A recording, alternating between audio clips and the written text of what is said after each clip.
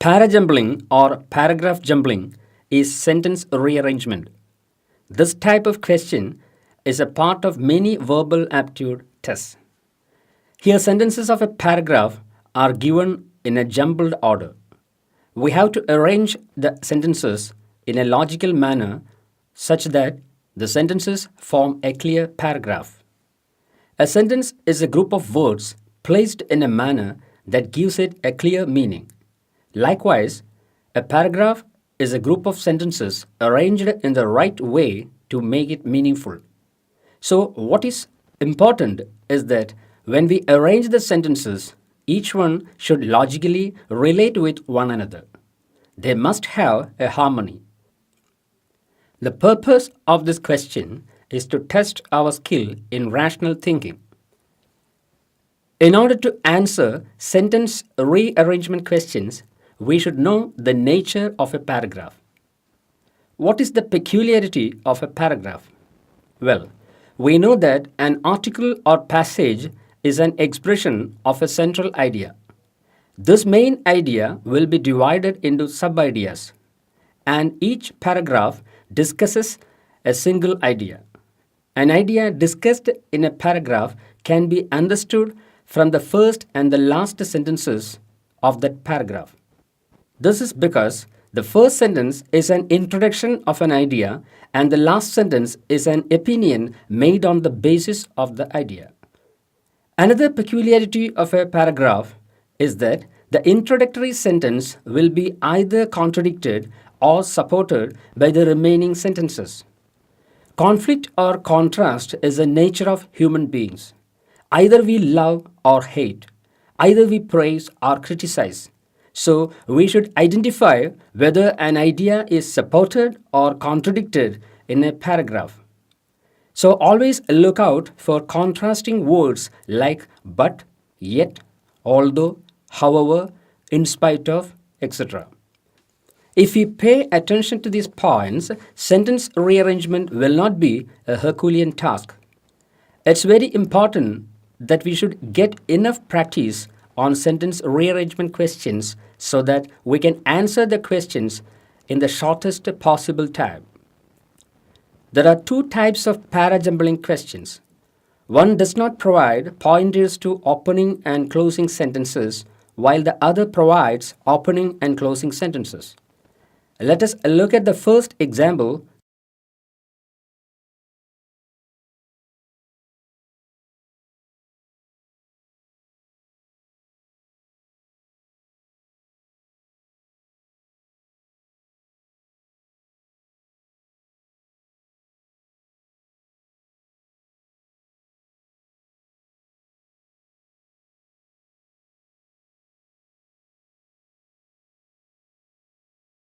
This is a relatively difficult one because there are no clues about the first and the last sentences. If we know the first and last sentences, it will help us a great deal in identifying and rearranging the sentences between the two. Now let us find out the correct order of the sentences in the given question. There are four alternatives given after the question. Let us examine them one by one. Take alternative 1. In this sequence of the sentences is A, B, D, C, E. That means the first sentence is A. Is it right? Well, the sentence starts with a pronoun it. Usually, the first sentence does not start with a pronoun. It says something about a definition. So, clearly, the opening sentence should say what that definition is. Sentence B says about the definition of a literary classic. Hence, the opening sentence must be sentence B and it is followed by sentence A. The paragraph is about a literary classic, its definition and other details.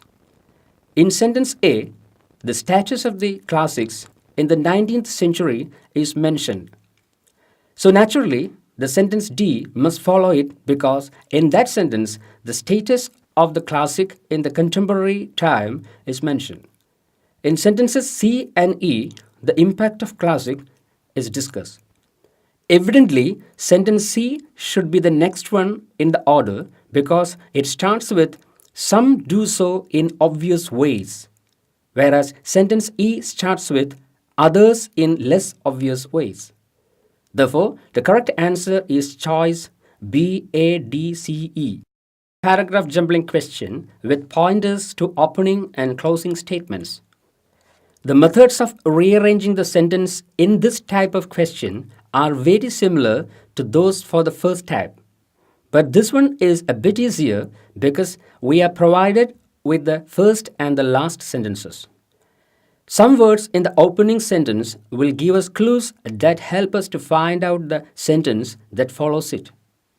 Likewise, hints in a closing sentence will lead us to its preceding sentence.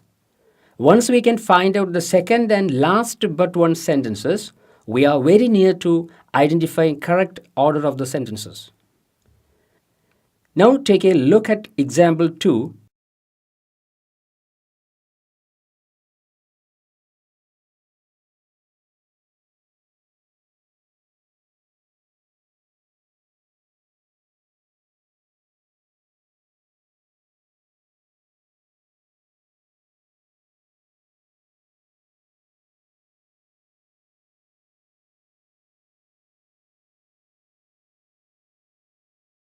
Here we have to find out the second sentence. The first one is already given. According to the first sentence, Uddham Singh visited the spot of massacre.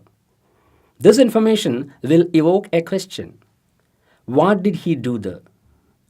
When we go through the given sentences, we find that sentence D gives answer to this question.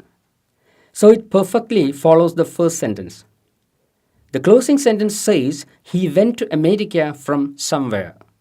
Which is that somewhere? Evidently, it's the name of a place. The only sentence that mentions the name of a place is sentence A, having Africa in it. So it precedes the closing sentence. According to sentence D, Uddham Singh collected some soil from the spot. What did he do with this soil? It's mentioned in sentence C, so it should come after sentence D. Now what remains? Sentence B and A. Sentence A says that he went to Africa with an aim. What is that aim? It is mentioned in sentence B. Therefore, the right sentence order is DCBA and option 4 is the answer. In general, there are two styles of presenting information in a paragraph. One style is to start with a fact. The fact will be stated in the very first sentence. Then the following sentences give us supporting information. This supporting information moves from the specific fact mentioned in the first sentence to a general opinion stated in the last sentence. Newspaper content is usually presented in this manner. Look at example 3.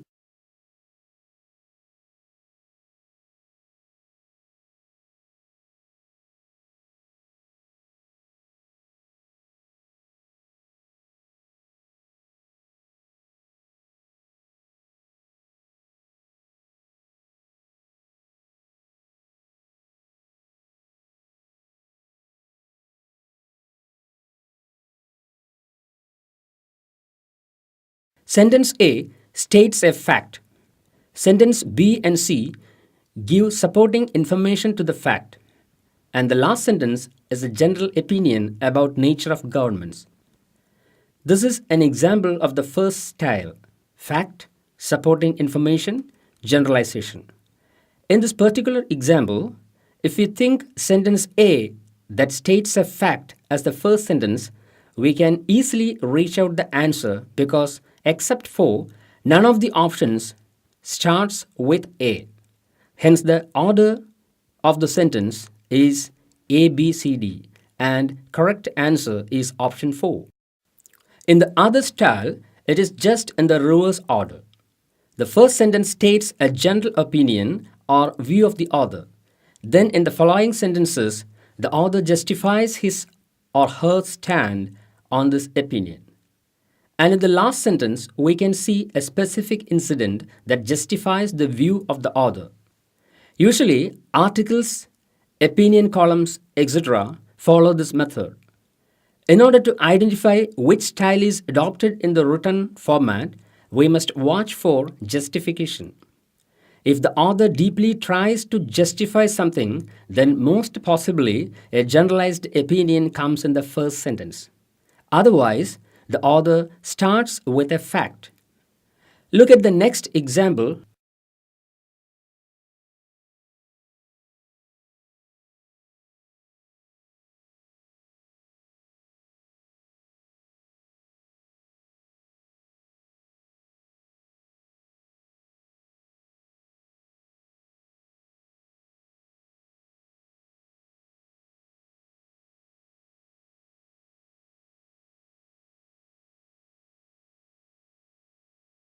Example 4 is of the second style: generalization, justification, specific information. Here, the first sentence states a general opinion, that is, Hinduism and Christianity have similarities. The next two sentences, B and C, justify this opinion. And the last sentence gives a specific fact that from the likeness of the names Christ and Krishna, both can be one and the same person.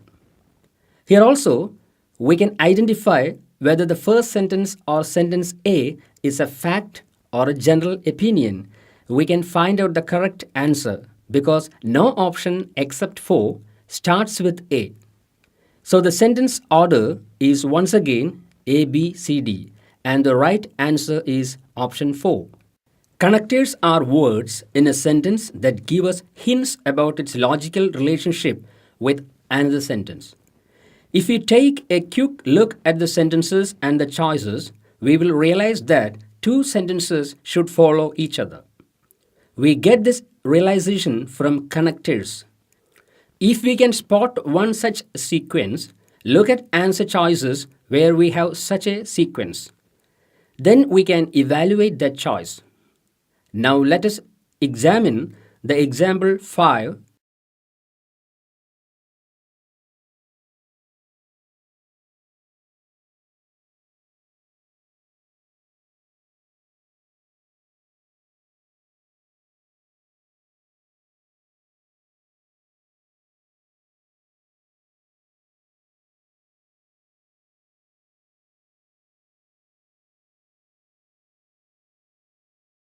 Here certain words are underlined.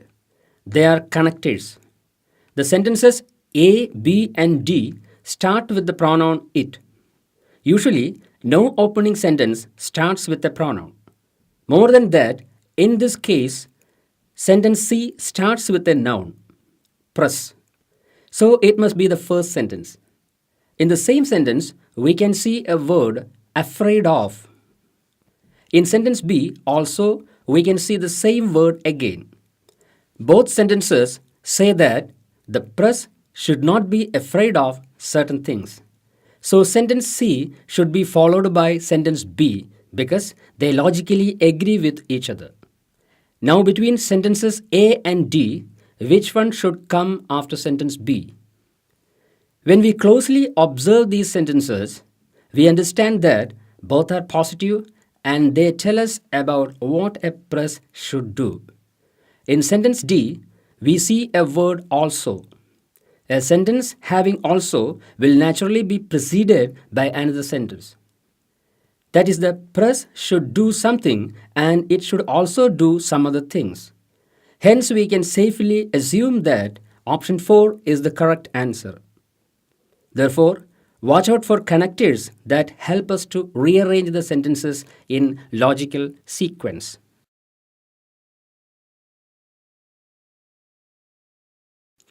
Now let us examine some more examples of paragraph jumbling. In the given question, a long sentence is cut into 6 parts. The opening part and the concluding part are clearly mentioned. The remaining parts have letters denoting them. Our purpose is to find out which part will follow the opening part. The opening part is about journalism and it combines something. We combine two things using a preposition with, and we use a conjunction and to mention two things separately. Sentence part Q has both with and. So it will be the natural choice to follow the opening part. Then we can eliminate options A and D because they start with P. According to option B, sentence part R should follow Q, which does not give any logical sense to the whole sentence. Hence, the right answer is option C, QSRP. Let us look at the example.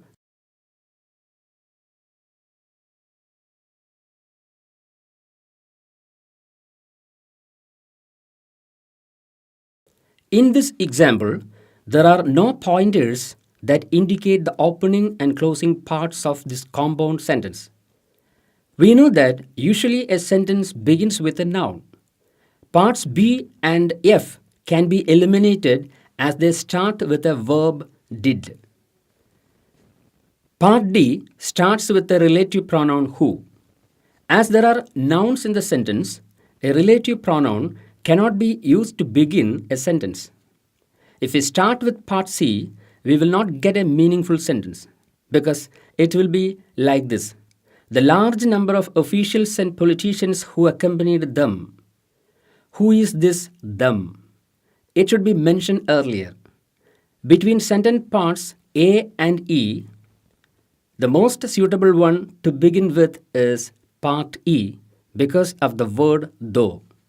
Usually, we use the word though to start a sentence, especially to show a contrast.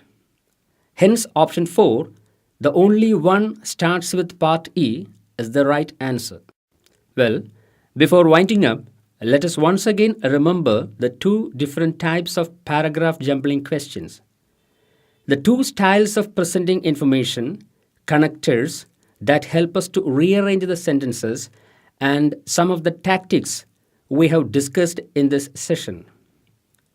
Here, let me remind you, while reading newspaper articles and fiction, concentrate on the paragraph construction so that you can identify the connectors, contrasting words, and the two styles of presenting information, which would immensely help you to answer parajumbling questions. Good luck.